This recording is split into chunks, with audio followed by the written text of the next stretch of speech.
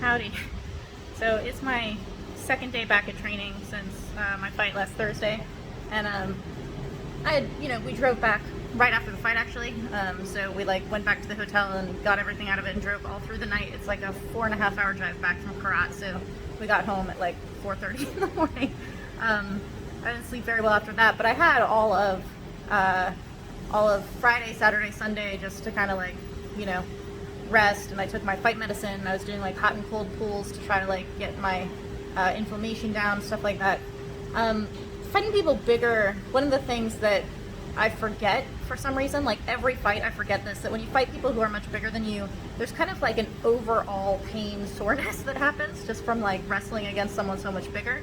I did have some small hurts from she kicked me in my hip joint, which really hurt. And then she had kneed me in my solar plexus, which made the drive home and a couple of days afterwards really hard to kind of move around.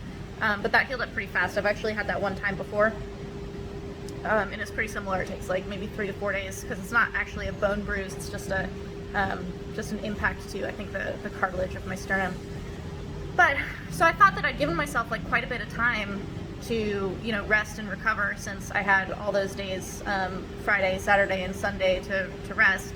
And then yesterday, I came back to training at a very minimum capacity. I came sparring with Yodkin Pond. I thought that it was going to be okay, we'll just go a little bit bow on the first day, but I'll be able to do it. And I was anticipating going to afternoon training and even going over and trying to clinch with a friend of mine. No.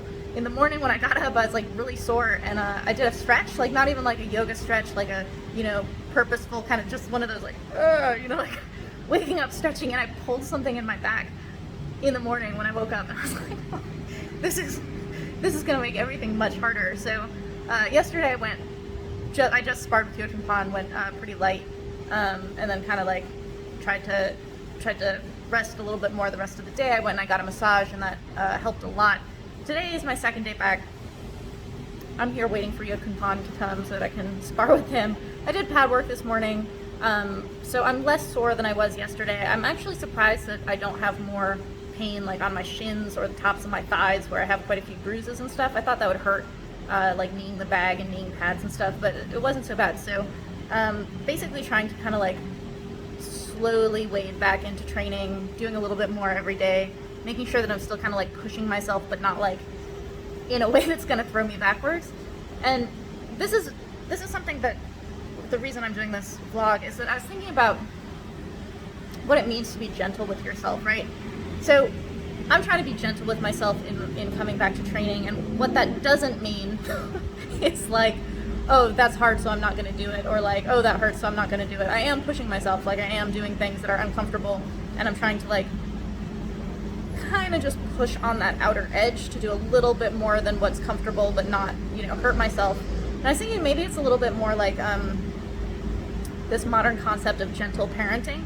Gentle parenting is not not telling your kids when they're wrong, or I don't know if you punish your kids with gentle parenting. I don't know a whole lot about it, but the videos I've seen of people doing gentle parenting is basically talking your kids through their emotions when they're having a hard time, so that they can actually learn to process and get the vocabulary for emotions and things like this. So being gentle with myself in reintroducing to training means not being do it, you fucking pussy.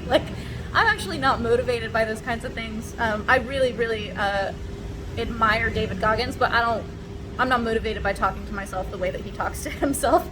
He does amazing things. I do amazing things, but I'm not motivated by the you're worthless if you don't do this. Although I do talk to myself like that, I'm not motivated by it. So the gentle approach is I'm still doing the things that I don't want to do. I don't want to lift those weights. I don't want to do the sit-ups because I'm very tired. And instead of not doing them as the sign of gentle, I'm being gentle and letting myself not do it, I'm still doing it. But the things I'm saying to myself are, yeah, I know that sucks. It sucks because you're tired. You're tired because you just fought. You're in this fight, you were up against someone who's much bigger, which is going to make you really sore, and just kind of the ambient pain of coming out of that. So I'm kind of being more gentle with myself in that capacity, and showing compassion towards the fact that I don't want to be doing these things, rather than gentle being permissive gentle does not mean permissive, like I'm gonna allow myself to not do those things, but I'm also not, using forms that don't actually motivate me and telling myself to like do it, otherwise I'm an asshole, and things like that. So that's my gentle approach to coming back. Kyokun's gonna be here in a minute. I'll do some more sparring, and then hopefully I'll be able to go do a little bit of afternoon training today, because I am trying to like weight in rather quickly. It's slow in terms of like not coming back 100% on the first day, which is sometimes I'm able to do it. Depends on the fight, depends on how I'm feeling afterwards. But like integrating my way back in, not taking forever to come back in, because the longer you take, the harder it becomes, because you just keep making excuses for yourself of why you can't do those things. But in the process of doing the things that are difficult and painful and all those other fun things about coming back to training, when you're still a little bit sore and in pain and slightly unmotivated and things like that, is just offering some compassion to yourself about, yeah, it does suck, yeah, it is hard, yeah, you are tired, but it's okay, you can do it. Like, it's, just push through it, and eventually it will become a little bit easier. Like, getting the mileage in now, like starting to run now, it's gonna suck in a week too. Like, if I waited 5-6 days to start running again, it's gonna suck in those 5 or 6 days as well as it does now. So having a few things that hurt all at once, and then 5 and 6 days from now, because I started running today, I'll be more in the swing of things. So that's how I'm approaching my coming back to fighting after this fight, coming back to training after this fight. Yeah, that's my vlog for today.